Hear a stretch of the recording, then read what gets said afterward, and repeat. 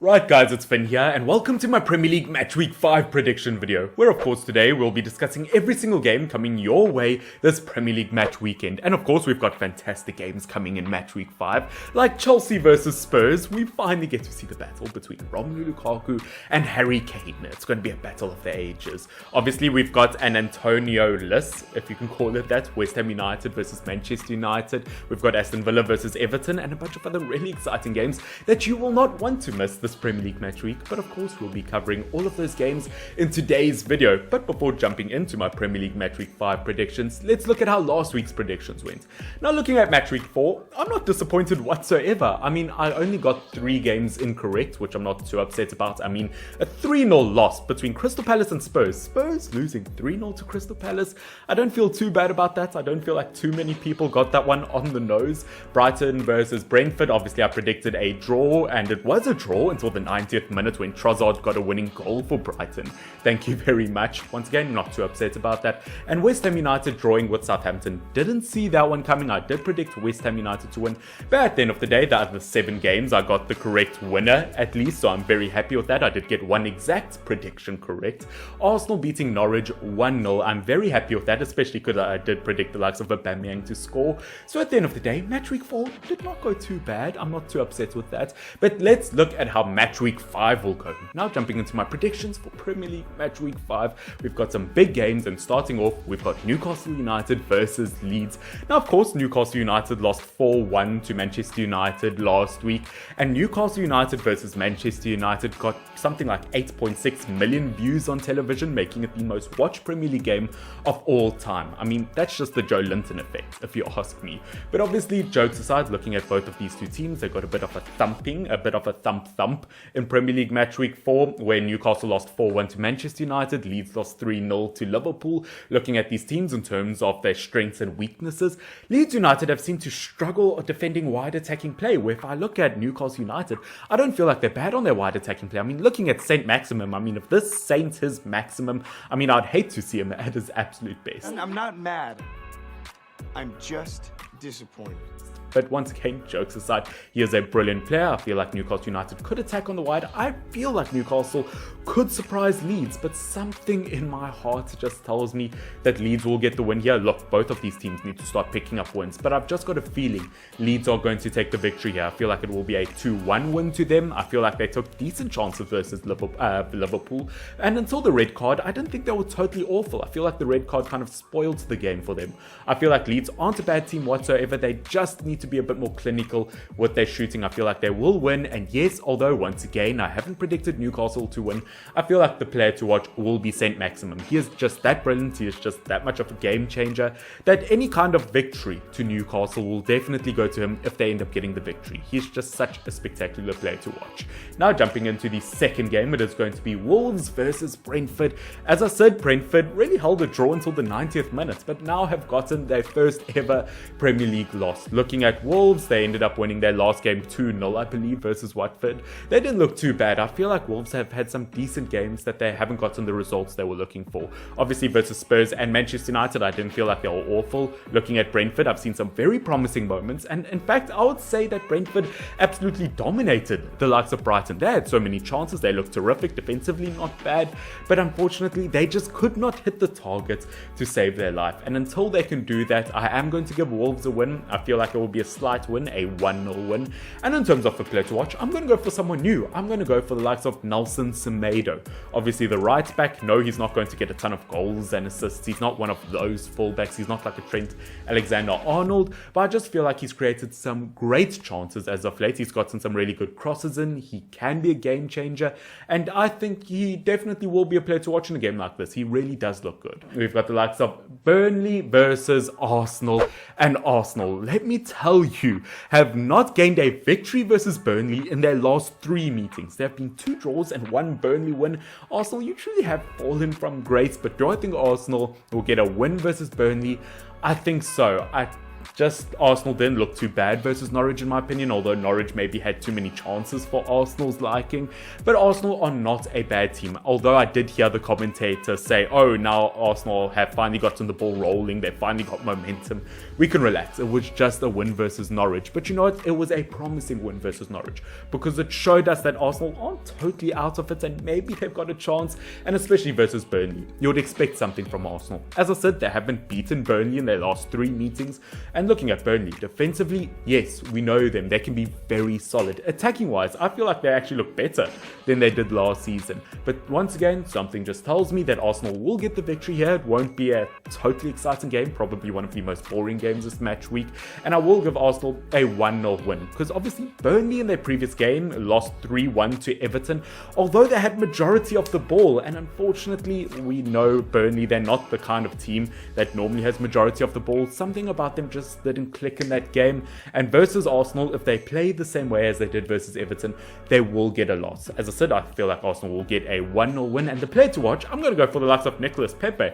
He didn't look bad in that game, he's been creating really good chances as of late. He just needs to start hitting the targets on a more regular basis, but he's not looking bad.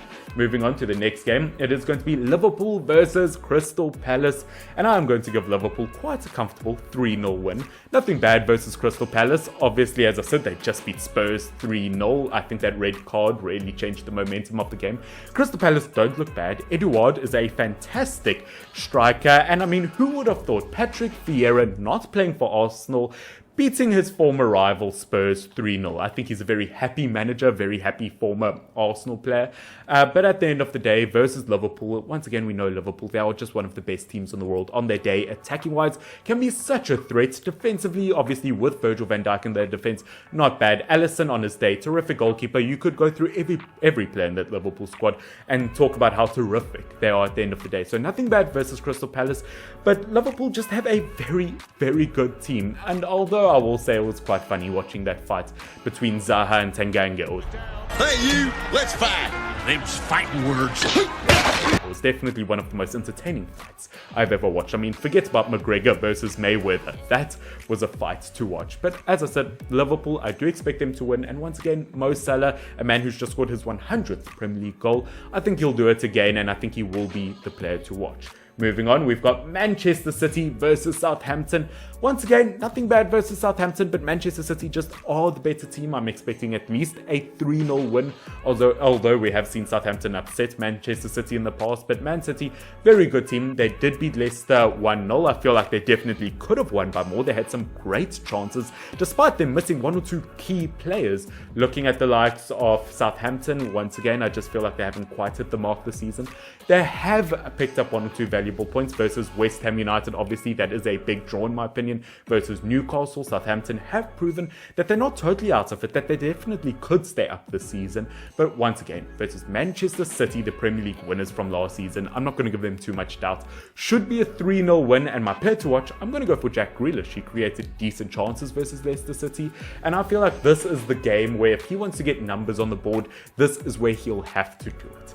Now moving on, we've got the likes of Norwich versus Watford. Now one complaint I've had about Norwich and Watford this season is the fact that although their numbers did look good in the Championship last season, they might not convert to Premier League numbers. So this is where a game's going to be really interesting, because obviously both of these teams are still kind of Championship teams. So both teams really could capitalize on this, but I have to go for Watford. I don't think Watford have lost to Norwich in their last 4 or so meetings, and I think Watford have looked very good so far this season. Hernandez isn't looking bad up front whatsoever. He looks like he could get a decent couple of goals this season. Saul isn't looking too bad. I just think Watford as a whole is not looking bad this season. Looking at Norwich, no, they haven't looked bad either. I think once again, Krul, fantastic goalkeeper. Brandon Williams definitely stepped up in their previous game. Norwich are not looking bad, but I am going to have to give Watford the win. I think it is going to be possibly a 2-1 win.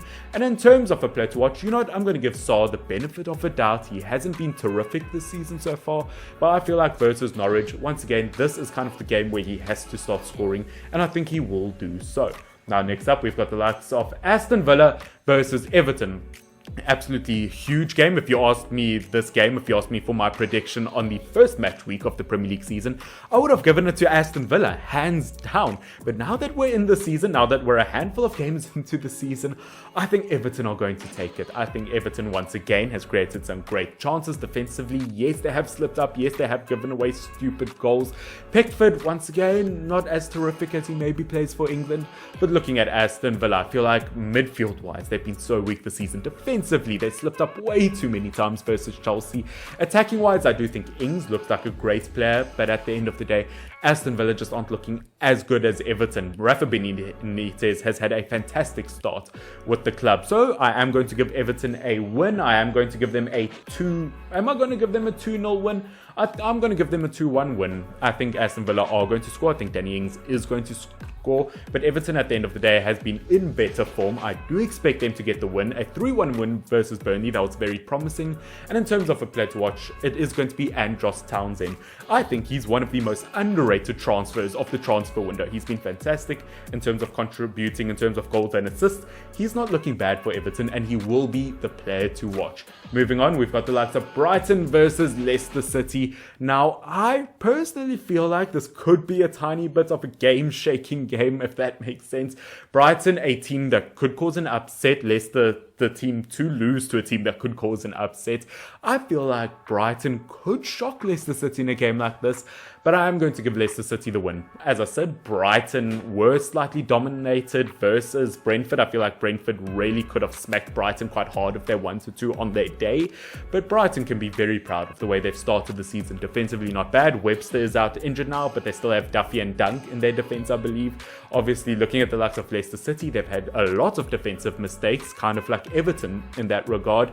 On the attacking front versus Manchester City, 1 or 2 chances that they should have taken, especially from a player like Harvey Barnes, and I feel like those chances will be taken versus Brighton. Leicester City should beat Brighton. I am only going to give it a 1-0 win. And in terms of the player to watch, as I said, Harvey Barnes, if he starts taking his chances more, can definitely be a player to watch. Now jumping into what I believe is the second last game of this Premier League match week, West Ham United versus Manchester United, and Manchester United should take this. Obviously, it is always going to be a tight contest. Looking at these two teams, no matter what the form is of these two teams, it's always a tight contest. But without Antonio up front, Manchester United should take this. Now, yes, I'm still very upset as a Manchester United fan. Look, Ronaldo's debut, we won 4-1 versus Newcastle United, the happiest day of my life. Bruno got on the score sheet, Lingard got on the score sheet.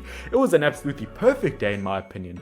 But losing to young boys, I mean, I'm just in such a salty place at the moment because I just feel like we're back in the Jose Mourinho era. I mean, we've got 20 minutes to score a winning goal, and you take off Ronaldo, Bruno Fernandes, and you bring on Matic? What is wrong with you? That is the most Jose Mourinho thing I've ever heard. The difference between Mourinho and Ole Gunnar Solskjaer is when Mourinho parks the bus, he can actually do it, where unfortunately I feel like someone stole the tyres off of Ole Gunnar Solskjaer's bus. Unfortunately, I just don't feel like Ole Gunnar Solskjaer managed that game properly. But versus West Ham, as I said, without Antonio, their top goal scorer who's been fantastic as of late, United should beat West Ham United. Am I going to give them their first clean or another clean sheet this season? I am going to give a 2-0 win to Manchester United. They should not concede versus West Ham without Antonio. But saying that, obviously West Ham always have that ability to attack. They can look threatening. They've lost points where they really shouldn't have over the last week or two though, so they will be looking to pick that up.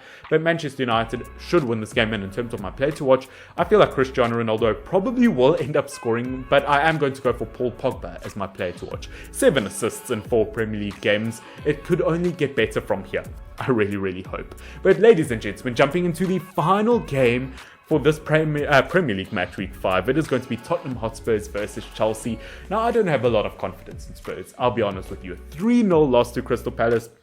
Not promising, but saying that, before that they were the only team to win their first 3 Premier League games this season, 1 including Manchester City. I don't know, Spurs are just so weird, so unpredictable, but looking at Chelsea, they're looking so strong at the moment. Romelu Lukaku, can we just talk about the fact that he may just be a Ballon d'Or nominated player this season? I mean, won the league with obviously Inter at Serie A, in the Serie A. He's not looking bad for Chelsea whatsoever, got the winning goal for them in the Champions League. Romelu Lukaku is looking so deadly, and Chelsea as a whole, I hate to say it as a United fan, but Chelsea may be one of the best teams in the Premier League this season, if not the best team in the Premier League, just in terms of the quality in their team in every position. They look so deadly, and unfortunately for Spurs, I feel like Chelsea are going to get an easy win. I feel like it will be a 3-1 win just until Spurs just sort out all their problems. Obviously, that red card wasn't good for them.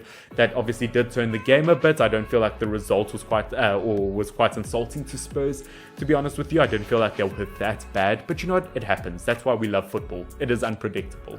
But as I said, my prediction is a 3-1 win in Chelsea's favour. They've got the much better team. They've been in much better form, have just come out of a 3-0 win versus Aston Villa. Chelsea are looking so strong, and in terms of my player to watch, I'm actually not going to go for Romelu Lukaku. I'm going to go for the likes of Reece James. Missed out last week because of his red card, but when he's been playing, he's been so terrific. He's been contributing goals and assists. He's looked really deadly, and I think we'll see it in a game like this. But that, ladies and gentlemen, is it for my Premier League Match Week 5 prediction video. I hope you have enjoyed it. If you have enjoyed this video up until this point and you are not subscribed, make sure to subscribe down below so that you don't miss more content like this. If you haven't enjoyed this video, I mean, it's a tiny bit strange that you've watched the entire 15 minutes of this video, but you know what? You do you. If you haven't enjoyed this video, or if you disagree with any of my predictions, tell me which predictions you disagree with in the comment section down below. But guys, I hope you have enjoyed this video. I'm looking so forward to Premier League Match Week 5. I hope Manchester United can get a win.